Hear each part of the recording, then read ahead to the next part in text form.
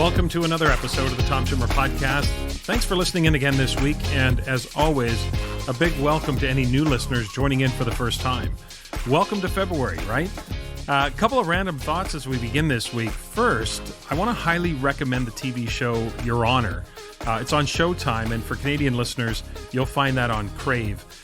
It stars Bryan Cranston and is an absolutely excellent show.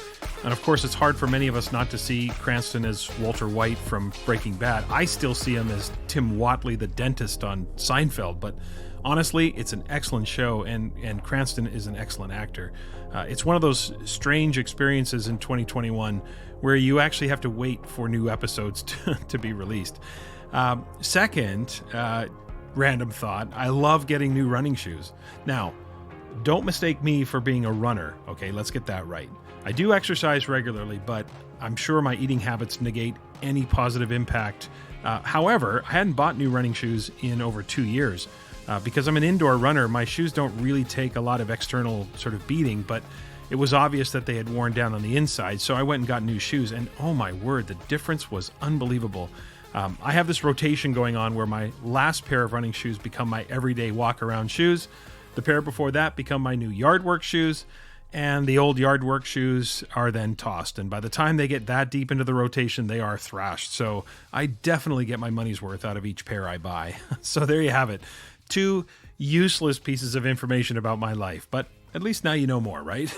So, as I always say, your listening and subscribing to the podcast means a lot, and I really do appreciate the support. And if you feel up to spreading the word on Twitter, Facebook, Instagram, or wherever, I would really appreciate that too.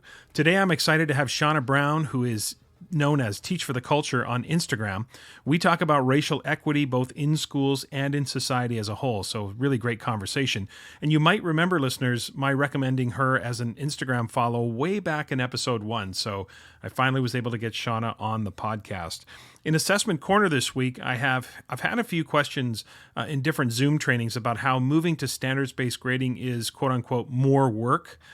So I'm going to address the concept of a net zero change effort when it comes to grading reform. So that's today's plan. Let's get to it.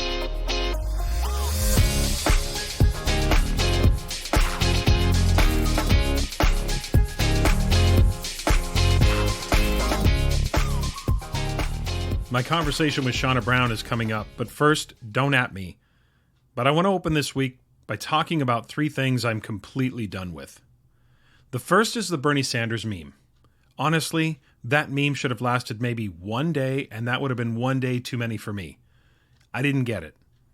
Okay, look, I got it, so spare me the explanations. I don't need the Bernie Sanders meme explained to me. It was a good effort, and in the moment, I get that maybe we were desperate for some comic relief, but this one fell flat. It's okay. You know, not every meme is that funny. And for me, this one wasn't at all. Especially more than 2 weeks after the inauguration. Please, someone make it stop. Okay, no more, hey, look, it's Bernie hanging out in our Zoom happy hour. I'm done with it. And also, don't give me the whole, Tom, you just don't have a sense of humor retort. Like, I do. The Bernie Sanders meme, not funny. Now, that said, I got to give Bernie Sanders some props because he did raise, I think, $1.8 million for charity by putting the meme on some merchandise. So thankfully, a lot of good came out of that meme, but funny wasn't one of them. 2, I'm done with instant replay in sports, honestly, and I've been done for a few years on this one because what was supposed to be a good idea is completely ruining sports. Human error has always been a part of sports, and sports is about entertainment. Like, there is no real reason for the Bucs to play the Chiefs in the Super Bowl this week. It's not essential to our society, and if they didn't play the game, we'd all survive. It's all about entertainment. And trust me, sports is a big part of my life. You heard me talk about fantasy football all throughout the fall, so I watch sports all the time. But instant replay is ruining every sport. Once we allow replay to ruin the fan experience, we've completely lost the plot. Anything will look suspicious when you have it under high definition, super slow motion. And I remember a couple of years ago, and this was kind of the breaking point for me. I was watching the NBA Finals. I think it was the finals with the Raptors and the Warriors. And the Raptors had the ball. Kyle Lowry was dribbling up the court, and one of the Warriors knocks the ball out of bounds. Raptors ball, right? Wrong. Replay shows the ball just grazing off of Kyle Lowry's pinky finger. Turnover, Warriors ball. That's the wrong call. Everyone saw with their own eyes what happened. Pinky or no pinky, it's the wrong call. The ball was knocked out by the Warriors. The only reason the ball went in that direction is because it was knocked out by the Warriors player. I'm done with it. It has to stop. I mean, if replay were 100% accurate, then fine. But how many times have you been watching a game and then they say, well, we didn't have enough evidence to overturn the call? Exactly. Not enough evidence. If there was obvious evidence, the call would have been different. So that's 5 minutes of our lives or more that we'll never get back. Now, get back to refereeing and human error, I say. Yeah, sometimes replay gets it right and the reversal is right. But more often than not, it's just completely ruining the fan experience. And I've been off of instant replay in sports for a couple of years now. And third, I'm done with talking about the COVID learning loss. Seriously, if I hear one more person talk about the loss or the COVID slide, the only question will be how massive my eye roll is and how loud my pushback. Talk about tone deaf. Is it really that hard to remember that right now students and teachers are surviving the worst pandemic in over a century? Now look, I'm not talking about those truly essential learning outcomes, the truly essential literacy and numeracy skills. I get that. But after that, what are we really talking about here? First, the overwhelming messages I've heard for the past 10 months is how one of the silver linings of COVID is it's forced us to prioritize and decide what truly matters in terms of learning and assessment evidence. That those conversations were long overdue. So how can we say that, but then think, well, we've got to get them caught up? Those two thoughts are incongruent. Either you believe the standards and outcomes and goals were all essential, or you believe that we can get an adequate sampling of learning without students covering every single standard or every single unit. Now, if you're going to pick one standard and say, what about this, Tom? Then you're just being a contrarian, because obviously there are some things that matter. And the vast majority of teachers I've interacted with have been able to create engaging, rich, deep learning opportunities for students, especially now that we're 10 months plus into this whole COVID experience. The second, isn't the pandemic stressful enough on students and teachers without having to deal with this whole, oh, by the way, once we're back to normal, you'll need to make up the last 1 to 2 years of learning loss. These are not widgets, okay? And putting a little overtime in is not the answer. And if I have any influence over principals or district leaders or even those working at departments or ministries of education, immediately stop talking about catch-up unless it's something that's truly extraordinary. Now look, I have talked to many teachers who've told me that they have a few students who have just fallen off the radar, and that despite the collective efforts of everyone in the school, they have not really been heard from. And this is incredibly heartbreaking. And yes, we have to do everything we can to reconnect them. And if they're high school students, they may have to do some catching up to earn credits toward graduation. I get it. But there is a reason we call these exceptions to the rule. When people try to argue the exceptions as the norm, they are, again, just being argumentative and contrarian. By constantly talking about gaps to the masses, it's only going to raise anxieties and make it less likely that students and teachers can focus on what truly matters now. If I have one eye on catching up, then I can't be fully immersed in the now, both in terms of emotionally supporting my students, but also helping them learn. I mean, even those who are face-to-face know that right now in their situations know it's not the same as it was before.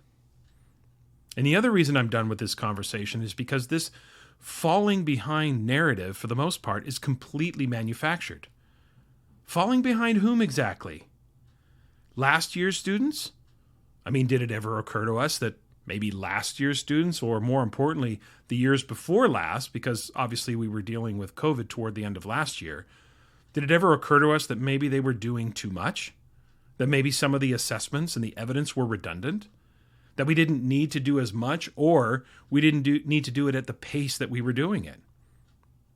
Falling behind what? This year's students? Again, this is a global pandemic. Where's this mythological school where everyone is on pace as they were in years past?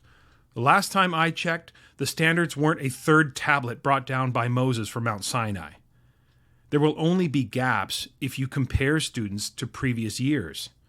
Nothing, and I mean nothing, is going to suck the joy out of learning more than a post-COVID pre-assessment month where we identify all the ways in which the students are less than when compared to years previous. They're falling behind a completely invented scope and sequence that adults created sans global pandemic. It's an illusion. If we just focus on creating the most engaging learning opportunities now and focus on the skills and critical 21st century competencies now, we will, without a doubt, serve our learners in ways that rival, maybe even surpass previous years. Not completing your favorite unit does not mean the students are falling behind. Talk about a self-fulfilling prophecy. All the adults just constantly telling each other that the students are falling behind. Guess what you're going to see? Yeah, students falling behind. Honestly, it's enough. Yes, as I said, there are exceptions to the rule, but for the most part, catching up is an arbitrary comparison based on a manufactured norm of coverage agreed upon in a pre-pandemic world. A return to normal does not mean we have to go back to everything we once thought of as quote-unquote normal. Either we find the silver lining to rethink that which is truly essential, or we miss the moment and slide back into sacred routines that we all believe were sacred only because we kept telling each other they were so. Joining me today is Shawna Brown. I am so excited to have Shawna on the podcast today. She is an instructional leader. She is a consultant, an educator, and an entrepreneur with over 17 years of experience working in public schools. Shawna is currently the assistant principal at the Academy of Aerospace and Engineering in Windsor, Connecticut. Shawna is also known for her work with Teach for the Culture, a company that she started. Teach for the Culture is a brand dedicated to empowering and positively affirming its clientele by fostering a sense of pride in culture and self in the field of education and beyond. Listeners, you may recall back in episode 1 that Teach for the Culture was one of the first social media recommendations I made on the podcast, and I knew back then that I wanted to have Shawna on the podcast, and here we are today. She is also, believe it or not, the founder of Melanin in STEM, which is a movement dedicated to increasing representation in STEM, particularly of people of color and women, by increasing access to mentors and educational opportunities, as well as highlighting the stories of people of color in STEM. Shawna is clearly a woman who never sleeps with all of her projects and all of the incredible influence that she is having both in education and outside. So with all of that, Shawna, I want to welcome you to the Tom Schimmer podcast. Thank you so much for having me. Excited to be here. Yeah, I'm so excited to have you. I've been waiting for this day for a long time. Been following you on Instagram and just really impressed with not just the messaging, but the way you go about the work. So I'm looking forward to our conversation today. So let's start with the Shawna Brown biography. Walk us through the arc of your career. Like how do you begin your career and how do you end up here today, starting both Melanin in STEM, Teach for the Culture. You're an assistant principal at the Academy of Aerospace and Engineering. Walk us through the arc of your career and tell us a little bit more about who Shawna Brown is. All right, sure. So surprisingly, I actually at age 3 decided I wanted to become a teacher. And at that time, I actually started doing things around setting up my dolls and pretending to teach them. By the time I got to age 11, I started a business, which was a babysitting club, because again, I was very interested in working with youth. By age 14, 15, I was teaching at church, so teaching church school. So again, working with preschoolers and younger children, and just straight, I went into college. I went to Temple University for undergrad. I majored in education, and again, all through undergrad, I worked in youth centers in the YMCA, summer programs, summer youth programs, and so my passion for working with youth has really been, a lifelong journey and a lifelong love.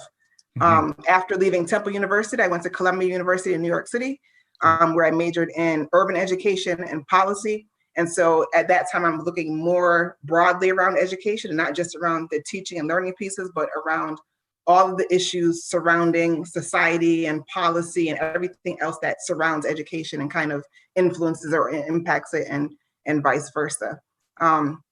So I taught in Philadelphia, I taught in New York City and Brooklyn, as well as Manhattan. And then I came to Connecticut where I was a classroom teacher as well as an instructional coach. I was a district coordinator for a program for immigrant and refugee children. And so children coming from all over the world, all different languages, 4,000 students. And so it was kind of working with, and many of the students had limited or interrupted schooling.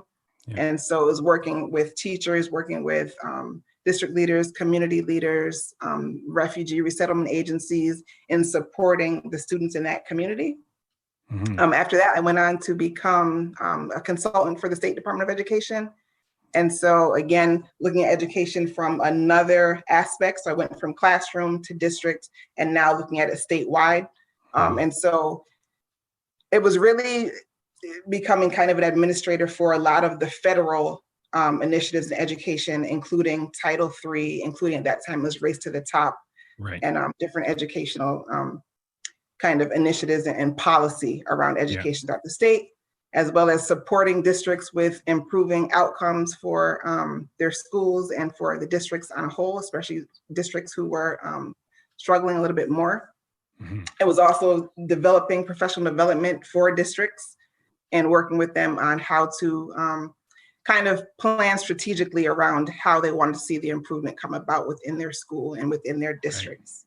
And go ahead. And I was going to say, and I, working at that level, I also missed being in schools. And so that's when I went back to working directly in schools with, teachers, with students, with administrators. And that is really where my love is.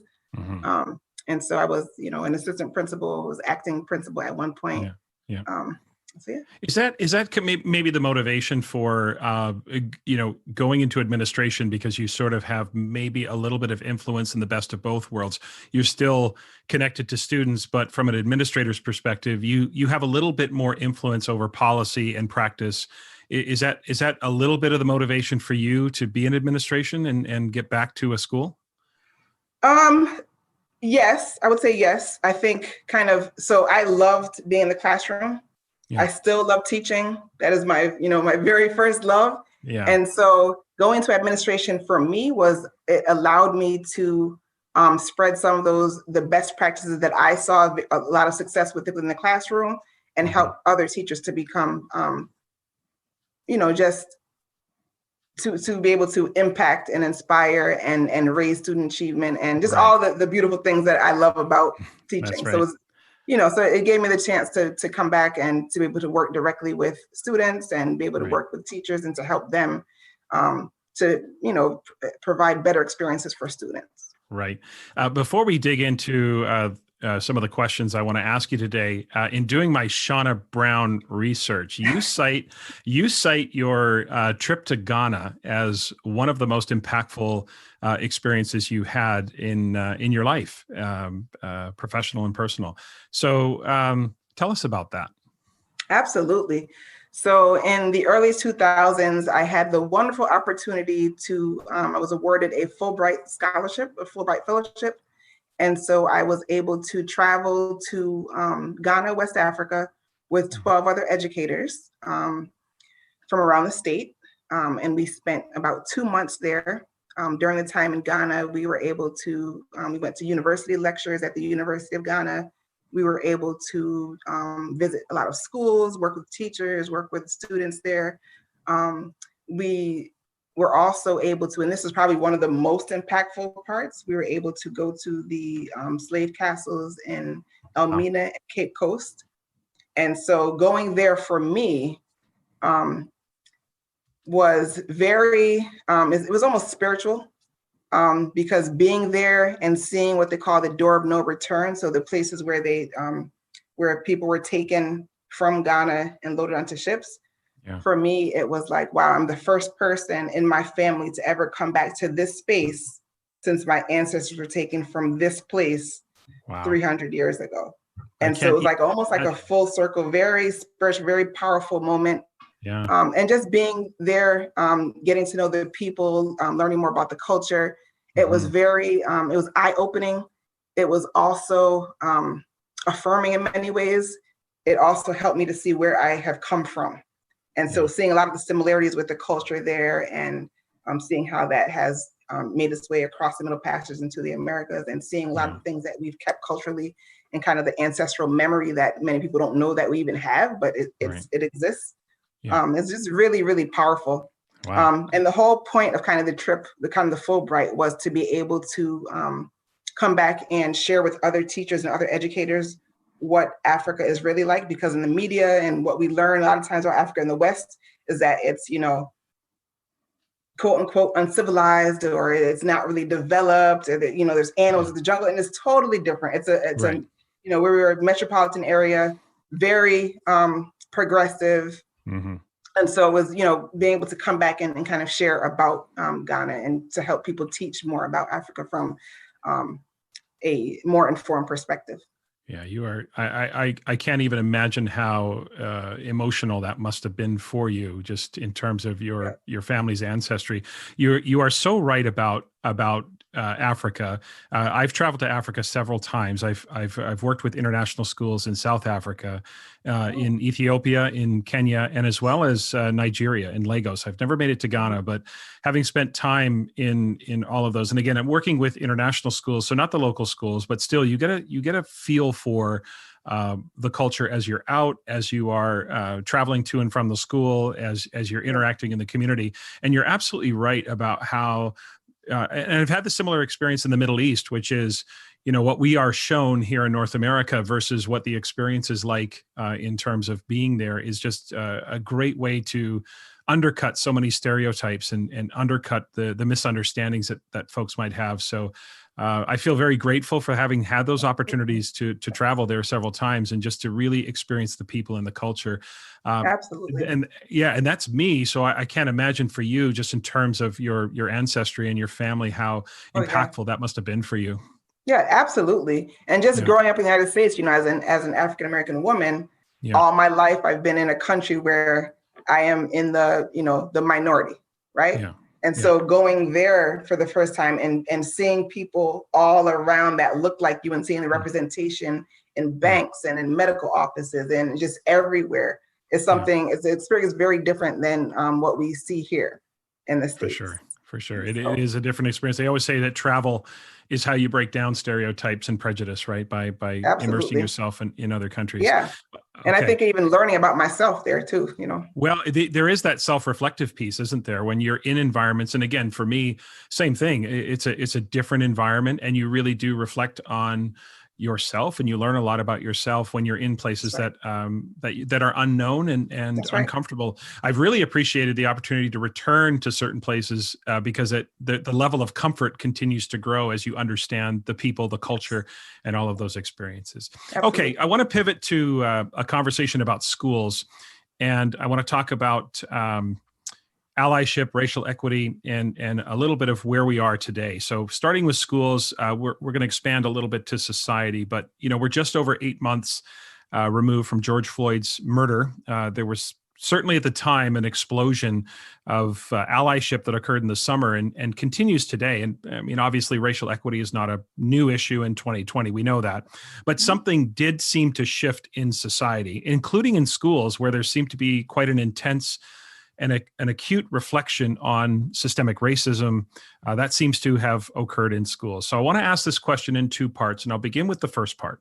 The first part is, what has you feeling much more optimistic now about where schools are in general when it comes to addressing systemic racism than maybe just a year ago, last January, prior to the events of last summer? What has you feeling optimistic right now, Shawna?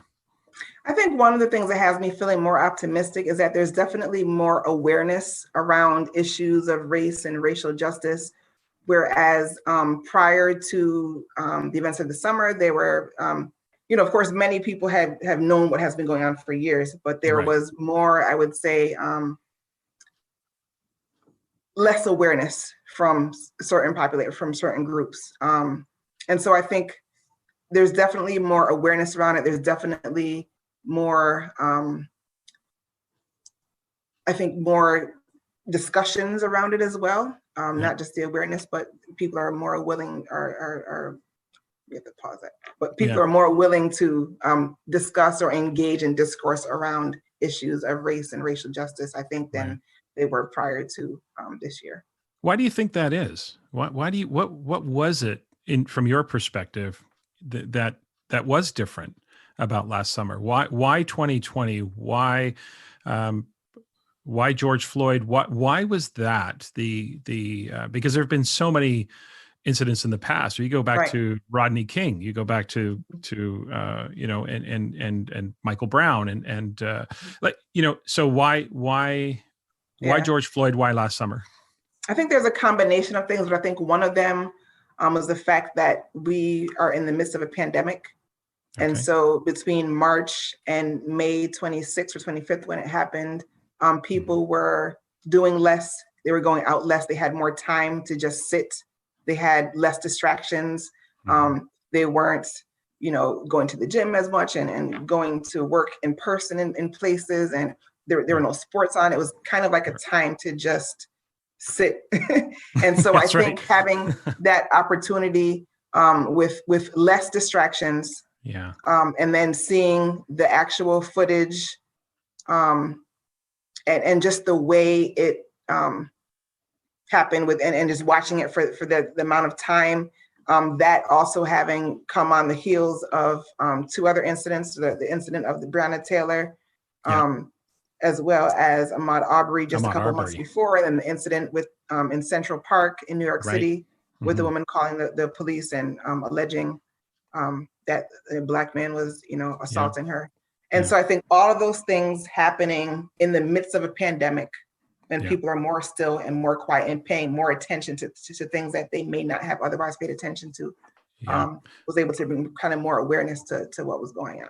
Yeah, it's amazing how quickly we pivoted from the incident in Central Park, which was a clear and obvious attempt to weaponize the police against that man, and caught on video. And we had just a few days of that before, it seemed like the world exploded in terms of and how we almost don't even talk about that, or you just don't hear about that anymore. But again, just another example of, and I think in this age now of video, you can't get away with anything really anymore without at least being caught on video for sure. It is an interesting dynamic. I mean, it's you often, one of the questions I have is, what took us so long? But on the other hand, at least we're having the conversation now. It's better than not having it. And I think you're right. At the same time, here's part two of the question. What has you feeling a little bit pessimistic, or maybe a lot pessimistic? What has disappointed you? Say, for example, in the last 8 months, what did you anticipate 8 months ago that you thought we would be in a different place here in January? Yeah, and I think there has been some progress. The needle may have moved a little bit, but even after the incident, because there have been so many, so I've been aware of these incidents since I was 16. Watching them over and over and over, knowing people personally who similar things have happened to, and I've lost people that I know in that same way. And so, and I've seen, where there is kind of more of awareness and then it fizzles out. And then there's a little bit more awareness and it fizzles out. This time, I think it was even more global. But I think one thing that has me a little bit more pessimistic is the fact that I think immediately following the incident, a lot of districts, schools put out statements. There were equity statements. There's, we're committed to this work. And I think a lot of that was an effort to not look racist or be implicated within all the things that were being pointed out. Right.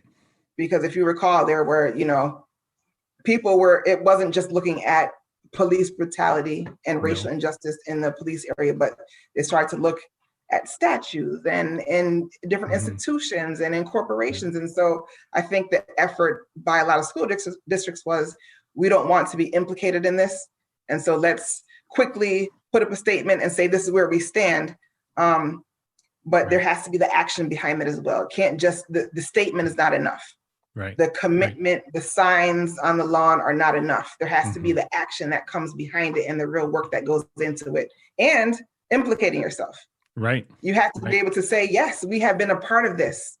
Now, how are we going to change? Not just pointing the finger in other places, but actually taking ownership and saying, what has our role been in this? Right. You can change the name of the school, but if the way we operate and the system itself doesn't change, then changing the name of the school is it's superficial. And so from your perspective, it's almost like, and I can see your point that schools, districts, et cetera, just trying to get ahead of the story instead of really the level of acknowledgement that's necessary, and to stop taking it so personally. If you haven't been discriminatory and if you haven't acted that way, then you shouldn't have a problem acknowledging the larger picture and then doing some serious reflection on what we need to do, instead of just saying we're out in front of this and we're going to change the name of the school, or we're going to change the name of the football team, or we're going to change our mascot, and that kind of ends there, and then it kind of fizzles from there. So I think your point is well taken. I want to talk a little bit about learning and assessment in particular, because one thing I've been doing lately is some deeper thinking about how we can create more culturally responsive assessments. My area of focus is in assessment. And in particular, I've been talking and thinking about, and I've done a couple of think alouds on the previous 2 podcasts about how to incorporate storytelling into our assessment practices. And storytelling, of course, is embedded in indigenous cultures and many African cultures. So I think there's a path forward to expand what we think is valid, authentic, culturally responsive assessment and culturally responsive evidence. So I'm wondering what your thoughts are on that. How do you think we can create more culturally responsive assessment systems? Yeah, so I think, and again, thank you for acknowledging that, storytelling has been a part of many indigenous cultures as well as African cultures for centuries. And I think along with, and I'm glad that you have even brought up the point of assessment, because I think a lot of times in culturally responsive teaching or pedagogy, people kind of stop at the teaching and the more surface level, as opposed to going deeper. And how are we assessing and acknowledging different types of learning, different cultures, different bodies of knowledge, and the way knowledge is expressed? All of that has to come into play when we talk about reforming or changing the way we're doing things in schools. Right. So, we have to be able to expand what we view as kind of knowledge and ways of being and knowing, and then ways of showing what we know as well. Yeah. And I think storytelling, especially since it's been such a deep and embedded part of our culture, cultures in terms of African cultures and indigenous cultures, but I think that is that could be a very powerful way of showing and showing what we know. Yeah, I should say.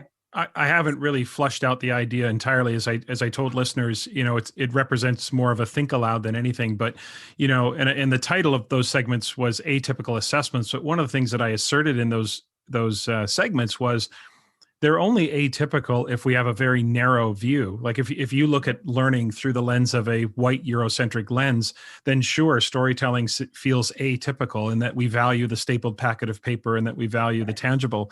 And yet we're really not talking about a zero-sum game here. We're talking about expanding. I think you use the word expanding as well. Expanding what we accept as authentic evidence of learning that doesn't necessarily have to come from the written word. And so it's something I'm going to dig deeper into. And I may reach out to you, Shawna, and just bounce a few ideas off of you, because it's something that right now I'm in the midst of thinking about because I think you're right. There's a lot out there about culturally responsive teaching, curriculum, pedagogy, et cetera. But the question around assessment, about how can we become more culturally, and maybe it isn't just about responsiveness, but it's how can we be more culturally expansive about our assessment practices as well, right? Absolutely. Yeah. So stay tuned. You might get an email from me down the road. Send it. That's right. One of the expressions, before we pivot to more societal questions, because I am interested in your take on a few things that I've sort of heard recently, but one of the expressions you often use, especially on your t-shirts and your merchandise, and by the way, listeners, the Teach for the Culture merch is fantastic. So don't forget to check that out. One of the expressions I love is that joy and learning must coexist. So how do we do that? How do we get, from your perspective, how do we get joy and learning to coexist? So that is one of my, as you said, one of my quotes, one of my sayings is something I deeply believe in. As the classroom teacher, I kind of operated from that level. And so knowing that you don't have to education should be about fulfillment. It should be about being able to express yourself. It should be about being able to follow your dreams and feel a sense of joy, right? And so I think having that in a learning space kind of recognizes the humanity of students and the humanity of teachers and educators. Joy is a natural, it's something that we should all be able to feel. And it's something that, to me, again, should be included in the learning space. There were some, so in kindergarten through 5th grade, I went to Catholic school. And so there were many grades, there were many teachers within the school at that time who felt that like joy did not belong in a school. And not just in my Catholic school, but in schools all over. There are many places in general that feel that in order to learn, you have to be serious, you have to sit still, you have to sit up, you have to fold your hands. It looks one way. And to me, that is not, you're not acknowledging humanity and just that how children behave naturally, but that is not how learning occurs to me. So to me, learning occurs with there can be music, there can be movement, there can be, again, like going back to your point about assessment, different ways of showing what you know. To me, all of that encompasses the joy that should be incorporated or should be included within learning spaces, as opposed to just sitting still, having it look one way, writing, handing it in. Why not be able to have fun and be able to, just expand the way we think education should look. And so again, go ahead. Yeah, it's interesting when you look at, sorry, I didn't mean to cut you off there, but it just takes me right back to our conversation about, where do these traditions come from? Where does this tradition of sit, be quiet, be serious come from? When we look at the history of sort of the churches of Northern Europe, where the habits of what was good behavior in a church and how those traditions grew in North America and what we define as acceptable behavior in school, it all traces back to those traditions. And again, the word expansion, right? Absolutely. So my parents are from Jamaica, and so they grew up under British colonial rule in Jamaica. And so all of the schools, all the churches were all run by Great Britain. And it was absolutely, a place where those schools believed that there was no room for anything else except for having your uniform perfectly ironed, sitting still, being able to recite, just rote memorization, as opposed to the natural inclination of people to feel joy and to be able to have a freedom of expression. Right. So almost learning through fear of fear of the wrath of what might fear come and punishment and Yeah, it could be. We think about it's such a simple concept to maintain the joy of learning, and yet we do so many things either inadvertently or intentionally to suck the joy out of learning and leave it as this obligation as opposed to this fun activity. That's right. Okay. And children come to us naturally joyful. And so exactly. Somewhere along the way, we kind of suck it out, but they come to us full of joy. That's right. And I think that should be maintained throughout. Yeah. I say to teachers all the time in workshops and things, kids don't come to kindergarten as grade grubbers. They don't, most of them don't even know what grades are. Somewhere along the way, the adults introduce this concept to them among many things. And suddenly you've got this mindset around school that's overly serious and stressed and anxious. And you just have to look at kids today and how stressed out they are and how anxious they are about college applications or anything else to recognize that whatever we're doing right now is not working. We need to change some things so that our students feel the love of learning. And that their grades will take care of themselves. They'll emerge from the things that they do. Okay, I couldn't agree more. Yeah, so let's pivot a little bit to society, because I am interested in a few things from your perspective and talk about society as a whole. And I want to start with an open-ended question about January 6th and the aftermath of the insurrection at the U.S. Capitol. Obviously, as an American citizen, I'm interested in your perspective on that. That day for me, even as a non-American, was an emotionally jarring day, and really unlike anything I've ever seen in my 53 years of life. And it was a jarring day. However, I would say that you would have to be willfully ignorant of the political and social climate to be surprised that that occurred. So I want to ask you, not how you felt about it, because I think we know how the vast majority of people felt about it, but I want to ask you just personally, how are you feeling just weeks removed from what happened at the U.S. Capitol? I'm feeling optimistic. Okay. I think, that was it was a very horrible incident, of course. But again, it prompted even more discussions.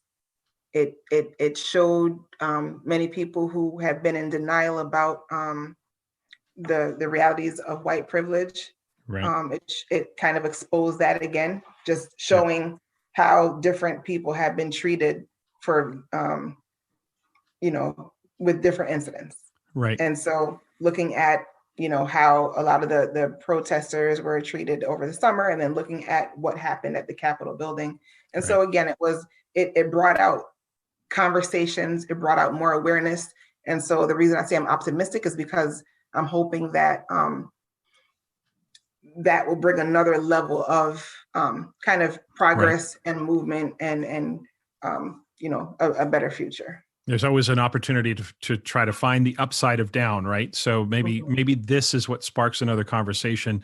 I say jarring for a number of reasons, not the least of which was someone carrying the Confederate flag through the U.S. Capitol, and we all know, and I think many of us had this reaction, which was if that crowd was majority black or brown, we all know what would have happened to those people. There would have been no sort of peaceful exiting, and no sort of Instagram posts about the insurrection. And but I share your optimism in the sense that I think that whenever we reach these moments, and what an incredible year of explosive events. It's just been, I think, when we come out of this, I don't even know if we're going to know how to feel, but can we find a way to have a more honest conversation about the things in society that really need to be addressed? I said to Rick Wormley a couple of weeks ago, I said, at some point you can't keep saying this is not who we are. You can only say that so many times until you have to look in the mirror and say, this actually may be who we are, but we've got to find a way forward, right? We've got to find a way to reconcile and grow together and come together. Your thoughts on that? That's right. No, absolutely. So I want to pivot to something that caught my attention last week. I'm a regular watcher of Real Time with Bill Maher. And last week I was watching and something really caught my attention.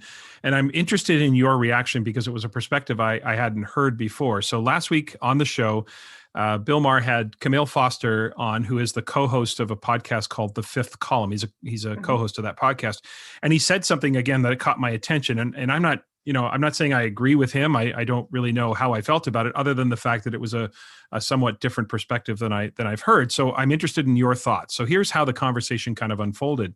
So Bill Maher was asking him about the ubiquity of conversations about race. And he says, his question to Camille Foster was, quote, "Am I wrong not to want to see race all the time? Is ubiquity even effective to make people aware of this issue at every turn?" And so in their back and forth conversation, Foster replied, and this is the part I want to get your reaction to. Okay. In his response, he said, quote, "Talking often about racism and discrimination can make people presume that it exists in places where it is not. And we have to acknowledge that racism is a subjective allegation." He goes on to say, "I can presume intent on your behalf whether or not it exists there or is actually there or not. And this he calls a major defect." And he goes on to say that I don't want to be the object of referring to Bill Maher, I don't want to be the object of your special concern or anyone else's. So if Camille Foster were with us today and he were on this podcast and he said that, how would you respond to him? That's a great question. Take your time. And I think, all right, so I would say that if he were here on this podcast, racism is not subjective, racism is real. if we're looking at racism from a very narrow view of one person treating someone else differently or treating someone else poorly because of the color of their skin or their race, that's a more narrow view, and that's where it may be more subjective. If we look at racism as institutional and how it operates on an institutional level and how it has intentionally operated on an institutional level for the last 400 years in this country, you'll see that racism is very real. I would also tell him to look at the data and look at the outcomes. So that is not subjective. There are outcomes in terms of health disparities, educational disparities, income disparities, and just a plethora of indicators that show disparate outcomes based on race in the United States of America. And so it is not subjective. It is very real. Right. Even in terms of housing discrimination and redlining. I mean, these are things that have happened within our society for hundreds of years, and we can see the effects and the impacts of those things right now.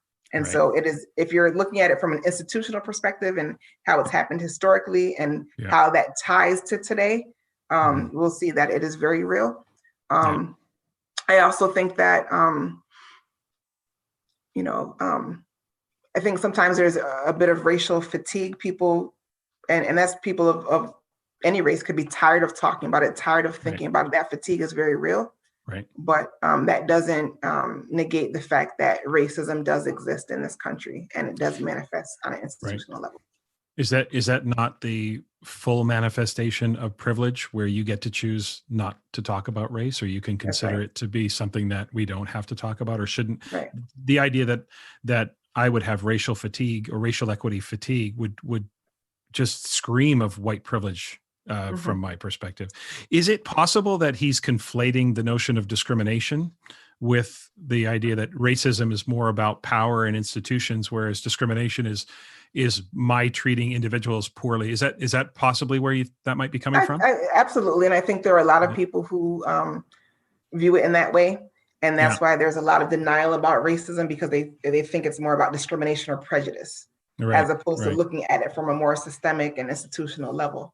Right. And so, You're absolutely right. That is possible, but the statistically, I mean, when you look at percentage of population versus percentage of prison population, when you look at outcomes for schools, I don't think it's hard to deny that that the game is tilted, if you will, in one direction, and we need to get things get things back. Something else that caught my attention recently is the backlash toward Robin DiAngelo, who is, of course, the author of White Fragility. Last summer, in the aftermath of George Floyd's murder, we, of course, saw a sales explosion in anti-racist books, including Ibram X. Kendi's How to Be an Anti-Racist, and, of course, White Fragility. They were both at the top of the bestseller lists all summer and into the fall. So now I want to be careful here not to overreact to potentially a minority opinion, but I've seen it enough to notice that the backlash to Robin DiAngelo now is that here's Robin DiAngelo, a white woman who learned everything she knows about white fragility from Black people. And yet here she is, a white woman. The sort of criticism is here we go again, a white woman, just like all the others, profiting off the trauma of the Black experience. So that's one criticism I've heard. Here's the other one I recently read. It was from John McWhorter of Columbia University. He wrote an article last July in The Atlantic, and he wrote this, and I thought this was an interesting take, and I'm interested in your perspective. He says, quote, DiAngelo's outlook rests upon the depiction of Black people as endlessly delicate poster children within this self-gratifying fantasy about how white America needs to think, or better, stop thinking. Her answer to white fragility, in other words, entails an elaborate and pitilessly dehumanizing condensation toward Black people, end quote. Too harsh? Do you think the criticism of DiAngelo is deserved, or do you think on the net that the positive influence white fragility is having on the conversation about racial equity is outweighing any real or manufactured criticism? Yeah, so I have to admit, I haven't actually read the book by Robin DiAngelo. Okay. I have seen one kind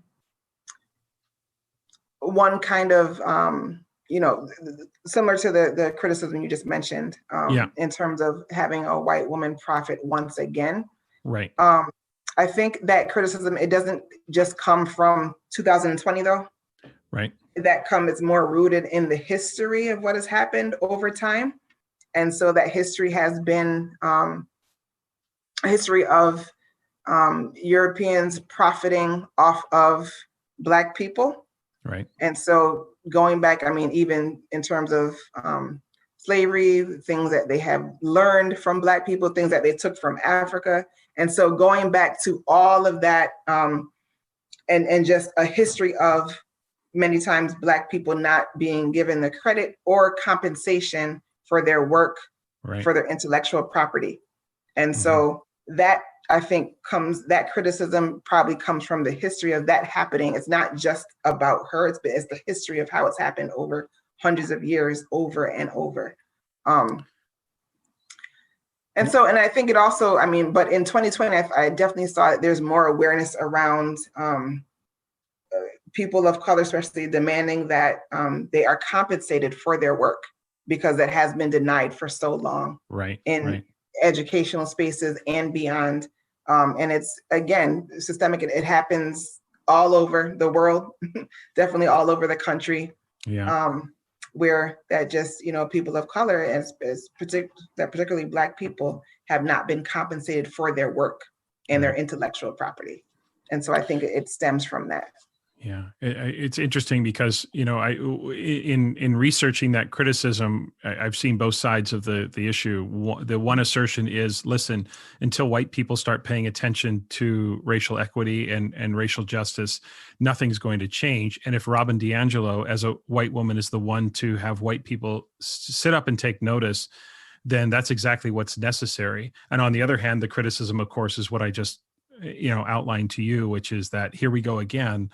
Why do these points are only valid and important when white people stand up and talk about it? So I suppose it might be a catch-22 in some respects, that how do we reconcile that? And I think a lot of the frustration comes from, so if you have, Black people saying this over and over and over and not being believed, not being heard. Right. And then when it comes from someone else, they're not only believed and heard, but they're compensated for it. Right. And so, it just brings about more inequity in whose voices are validated, whose voices are heard, who's believed. A lot of racism is about not believing. Right. And so if you've had people for years saying, yes, this is an actual phenomenon that takes place, people say, no. And then a white woman comes along and says the same thing. And it's like, oh, okay, let's listen. Right. And we're going to make you, and now you're profiting as well. Right. And so I agree. It is a catch-22. It's good people are listening, but in order to, I think, really address and fix some of the inequities, Black people also have to be paid and compensated and heard and listened to and believed. Right. So. Right. Coming at the conversation from a starting place that not of cynicism, but of we believe you, and finding ways to engineer that conversation without, I suppose, appropriating ideas. Yep. I mean, I don't know her. I haven't listened a lot to her personally. And it sounds to me from your perspective, and correct me if I'm wrong, that it's not so much about her, but again, the institutionalization of this white people profiting off of what they learn from Black people when Black people, brown people, indigenous people should be believed from the get-go. Right. Absolutely. And again, and I haven't, I'm not as aware of the issue. I saw like maybe one or two posts about it. I haven't really researched it and read a lot about it, but that is just kind of my initial reaction. And just knowing it comes from a history and not just that one person. Similar to the George Floyd incident, it wasn't just about George Floyd, but a history of this happening over and over again. Right. Absolutely. And, but whether or not you've read the book or not, you deeply understand the issue, and your perspective is definitely appreciated. All right. We're going to finish up here. Last question before we get into more of the fun side. We've had some pretty serious topics today, but I want to finish up by circling back to Teach for the Culture. Besides having what I said earlier, some fabulous merchandise. I love the stuff. I just love the simplicity of it, the messages, all of it. But what's the vision? What's the mission? What's the message? Why Teach for the Culture? And maybe just let listeners know kind of what your vision is for that. All right, so definitely it started out and is still about building community, especially amongst educators, and educators being defined broadly. So not just people who work in schools, but educators who just who share their knowledge and expertise and ways of knowing and being in a variety of ways. It's definitely about expanding who we view as educators and who we view as being able to contribute that knowledge to the field and being able to impact youth. About building community. The next level of work for Teach for the Culture is going to be an actual an online community platform where we're going to be having courses, exchanging ideas, guest speakers, and things like that. And just really being able to connect, because I think when we're able to connect on a broader level around issues of education and racial justice within education and equity and joy and all of those things, we become even more powerful. And I think I definitely want to seize the moment and the kind of movement we're in and make sure we continue to move forward.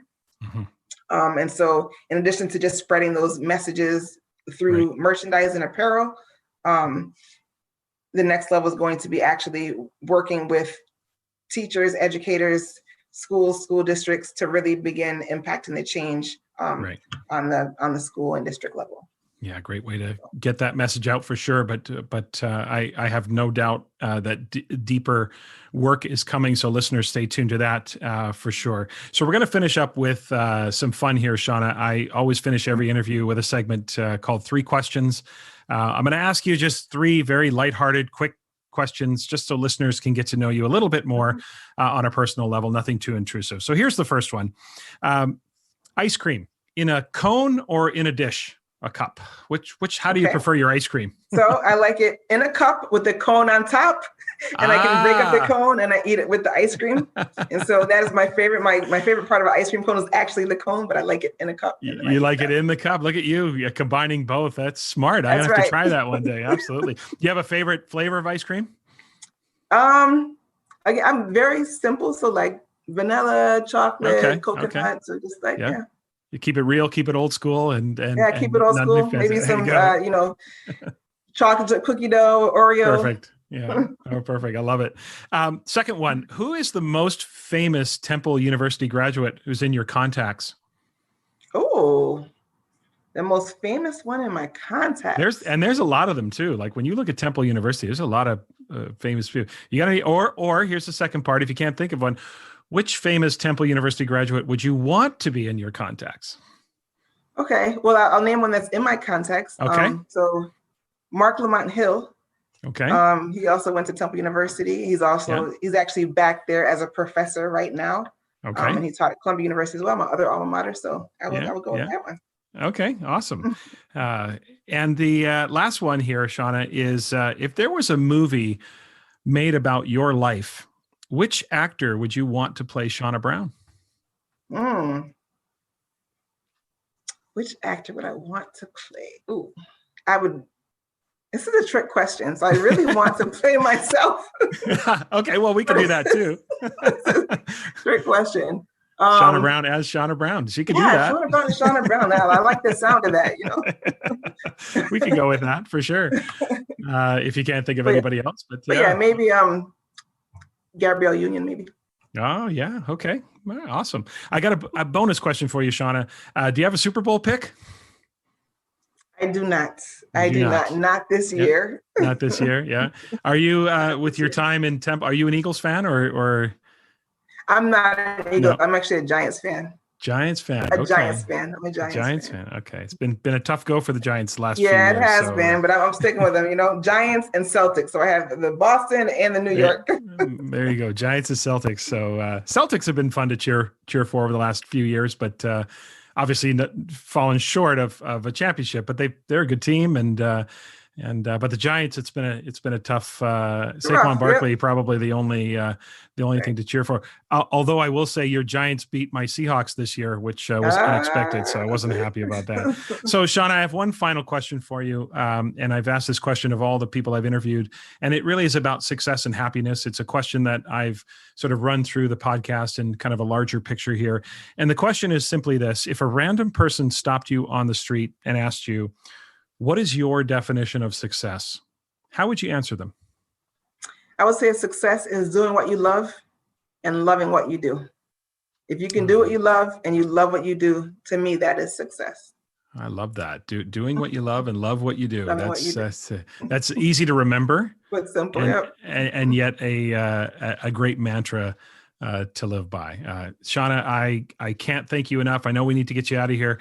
I can't thank you enough for taking the time to join me today. I really look forward to meeting you, and I'm glad we had a chance to have this conversation. I feel like I need to have you back so we can talk about melanin and STEM and I'd be happy to. that conversation. So down the road, expect another email, about expansive, culturally responsive assessments, and the other one about another podcast appearance, because this has been really enjoyable.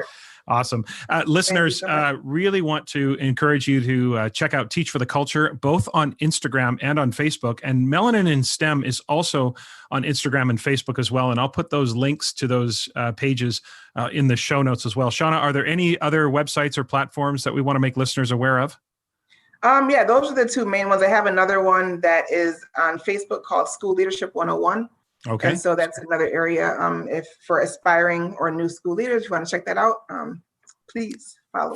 Fantastic. Shawna, this has been, for me, just a pleasure to meet you. It's been very insightful and also a lot of fun. So I've really enjoyed you having. Thanks so much for being here today. Awesome. And thank you so much for having me and for all the work you're doing in this area. In Assessment Corner this week, I want to address a question that I get quite often. And even this past week in a few Zoom sessions, I received this question as well when talking about grading reform. And the question centers around the idea of, isn't moving to sound grading or standards-based grading just more work for the teacher? And I suppose I could argue that it's the work, obviously verifying what learning has occurred and the degree to which it has occurred is one of the most important jobs we have. And, it's one of our core responsibilities to families. But in addition to families, it's a core responsibility to taxpayers if we work in the public system and certainly stakeholders if we're working in a private system. So, this is the work that we have to do, and making sure that we accurately report where students are in their learning is arguably one of the most important things we do. Now, at the same time, I do understand where that question is coming from on a more granular level. When teachers ask that question, they're not thinking about sort of the big ideas of the job. They're thinking about how they spend their minutes. And that question makes two assumptions, of course. One is 100% true. The other might not be true. So the assumption that's 100% true is the idea that, Tom, listen, my days are already busy. My days are packed. Where am I going to squeeze in time for, and fill in the blank, reassessment, following up on late work, whatever the case might be? That is 100% true. I don't meet educators that aren't busy. Sometimes in workshops and presentations, I'll sort of ask the question, a little bit tongue-in-cheek, of course, how many of you are busy? And I can't even ask the question with a straight face. Educators are busy. Now, here's the assumption that may not be true, and that is the assumption that everything that you are currently doing to fill your time already represents the most important work. That I don't know to be true. It could be, but it could also be that you're doing things that aren't bringing with them as big a payoff as maybe other things. So let's just go with the first one, and let's just assume everyone's busy, all right? And we know that. We don't have to assume it. We know it's to be true. Everyone is busy. So any change effort should, among many things, trigger an audit of your current practices, your policies, your priorities, to gauge what we need to do less of. If everyone is busy, and we know that they are, then squeezing more into an already packed day in terms of the distribution of our time and the practices, it's unsustainable. So if you're going to do more of one thing, you have to consider doing less of something else. It has to be a net zero approach, especially with grading reform, right? If I'm going to add this, I take away that. So let's go with the example. I often hear, Tom, reassessment is just more work for teachers. Yep, no denial. When I talk about reassessment, I'm very honest with people and say, look, this is more. Doing an assessment one time versus doing an assessment multiple times clearly represents more work. However, it's also one of the most important exercises we do, as we talked about in episode 9 when I talked about reassessment, right? If we know that some students need longer to learn, and we know that it's important that students actually learn what is being taught, then reassessment has to be part of our repertoire. Reassessment is an inconvenience, to put it mildly, if you are overly obsessed with coverage and you assume universally in advance that those students who weren't successful should have tried harder to get it right the first time. Now, it could be true for individual students that they should have tried harder, but to assume that in advance and to make policy or practice around that is, I think, a false assumption. So again, every discussion about adding should be accompanied with a conversation about subtracting. What am I going to do less of? You see, again, net zero. No one gets any more time overall than anyone else. Sure, there can be nuances between common planning time and prep time and all of those different things, but essentially, the difference between effective and ineffective teaching is in how we utilize our time. It's how we make use of the minutes that we are afforded. Reassessment is more work, yes, but maybe you stopped collecting daily homework assignments. That's less work. So really what we're talking about is a redistribution of our minutes that aligns with our priorities. And of course, those priorities need to be educationally sound, but a redistribution of our minutes, right? I know that's easier said than done because the assumption is that the decisions we've already made represent our priorities and how we're going to use our time. But again, the question is about adding new practices or routines. So if you're motivated to do so, or it becomes collectively agreed upon, we have to make room for the new practice. So the what am I going to stop doing dialogue, whether that dialogue is internal or as a team, those conversations are equally important. Grading reform should represent different work and really shouldn't involve, in the end, more or less on the net. It really should be about just a redistribution of where we spend our time. Now, this assumes that you're already doing the work, right? That's where the redistribution comes from. On rare occasion, and I want to emphasize rare, on rare occasion, there might be someone who's doing less than what is essential in teaching and assessment. Listen, I don't know it to be true. It's rare, but maybe we come across that person. Well, that person is going to have to do more just to fulfill the responsibilities of the work. Now, once we get them there, then it's a redistribution of the minutes, right? So it just depends on where we're starting from. But that's the minority. That's the exception to the rule. The vast majority of teachers are busy, and the vast majority of teachers are making good decisions about what's necessary for learners. So the prospect of new has to bring a redistribution of our time. That redistribution of our time then reflects our reset priorities, which then leads to that net zero approach I'm talking about. And whether that's grading reform or any change effort, we know teachers are busy. We know teachers are maxing out their time. It doesn't always mean that we're using our time most effectively, but that can be corrected and that can be addressed. So approaching any reform effort through a net zero lens is the way we keep balance and allow us to prevent teachers, principals, everyone from feeling completely overwhelmed by the prospect of doing what we know is right for students. That's all we have time for today. Remember to follow the podcast Twitter account for updates at Tom Schimmer Pod. My personal Twitter handle is at Tom Schimmer, so follow both those accounts on Twitter. Schimmer Education on Facebook, as well as Tom Schimmer Podcast on Instagram. So no shortage of social media platforms through which you can connect to myself or to the podcast itself to keep up to date on what's happening. Also, a reminder to email your questions for Assessment Corner or any suggestions you have for the podcast to tomschimmerpod@gmail.com.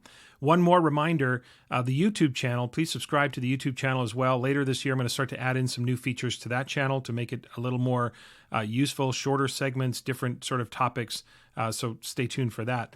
Next week, my guest is going to be the one and only Jay McTighe. We're going to discuss designing authentic performance tasks and projects, which of course is such an important and relevant topic. Please subscribe, rate, review the podcast, especially on Apple Podcasts, of course. And if you like what you're hearing and think others would benefit, please spread the word about the podcast to some of your colleagues or maybe through social media. I would really appreciate that. Have a great week, everyone.